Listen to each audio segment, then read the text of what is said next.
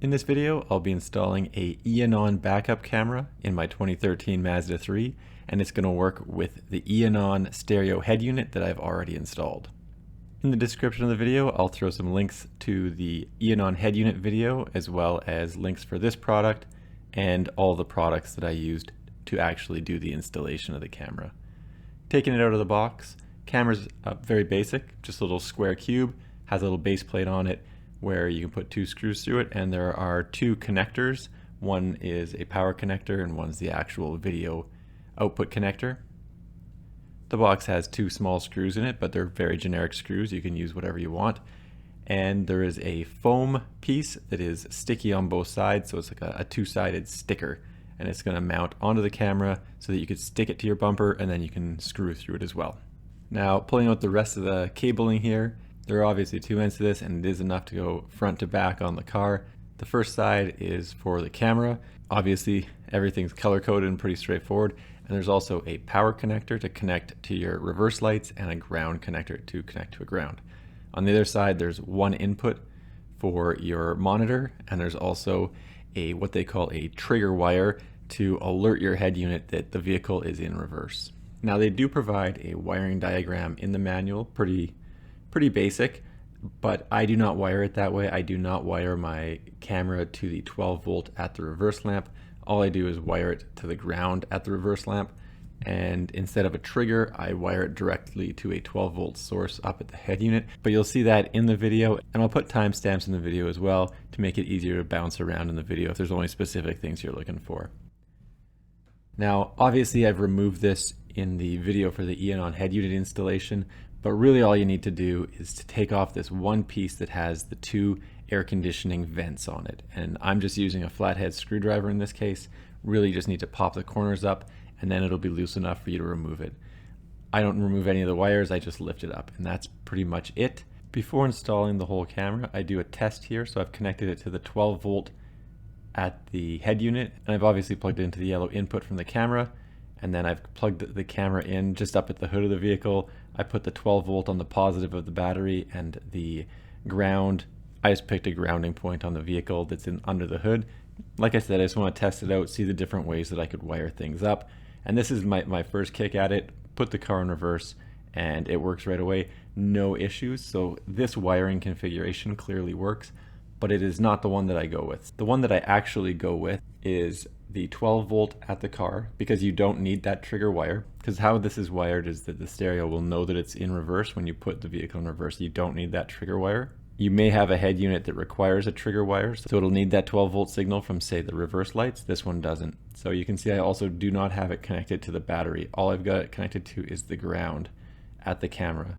And then obviously the camera's still connected. So that's what I'm going to do. I'm going to connect only the ground in the rear. I'm going to have the 12 volt source connected right here at the head unit.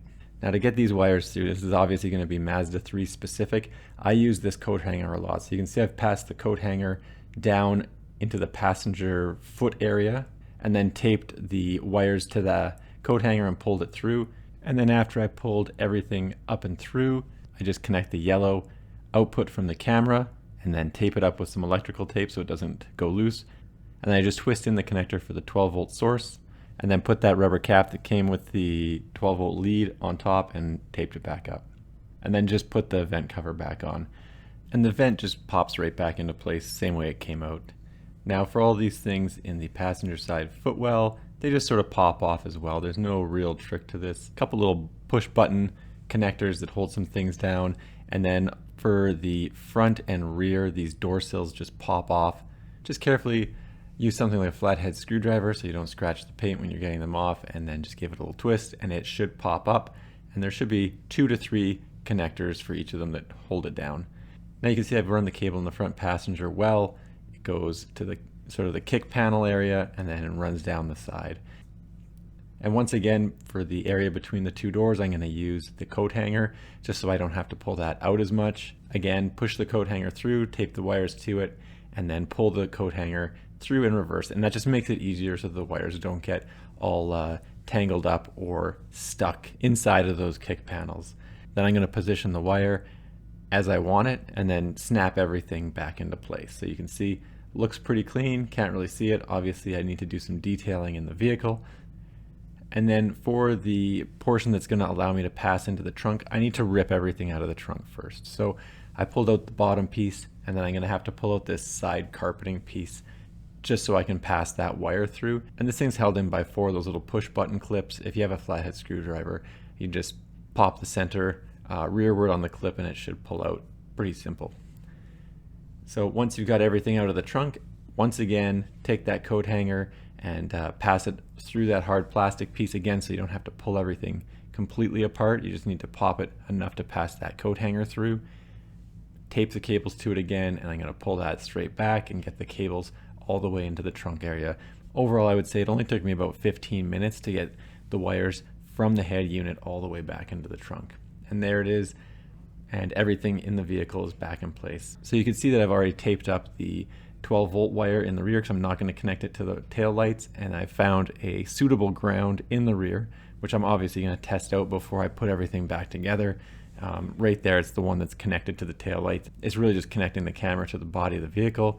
Like I said, I'm going to go test it first, make sure that it's good to go before I start putting things back together and rely on that one grounding source. So with the vehicle running, toss it in reverse, see what happens. And fortunately for me, that is a good ground, so I'm going to run with that. And now to get these cables outside of the vehicle, I'm going to go through this little rubber plug, so I'm not going to do any drilling. Should you decide to drill through the frame, obviously you could get it right to where the spare tire is, which might actually be the best spot for it, and then all your wiring is inside of the car. The way I do it, some of the wires are going to have to go outside of the vehicle, and I'm also going to need to get some extension wires. So I do a trip to the parts store, I get some wire, I get some zap straps, and I get a few of these electrical connectors.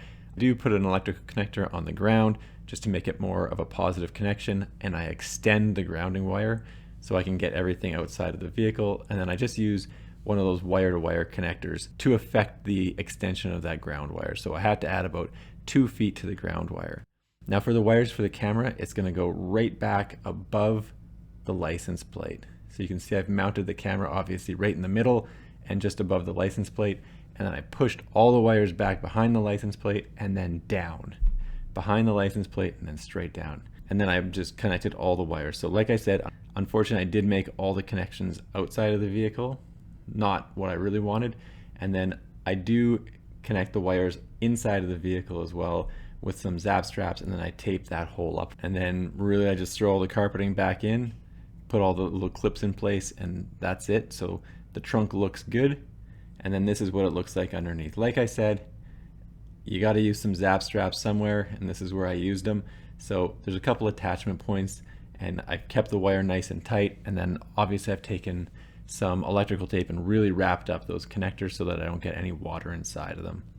Again, not ideal. Maybe it'd be better to drill through the body of the car and get those connections into the spare tire area, but I didn't want to do that at this point in time. So I'll see if this works, and I think it's going to work just fine. Obviously the camera's working, everything's good to go. Like I said, I used the 12-volt at the front of the vehicle because I didn't need to use the backup lights as a trigger to tell the head unit that the vehicle's in reverse, because the head unit already knows that. Anyway, that's how I wired it up. The camera works fine. Thanks for checking out my video. Don't forget to like and subscribe.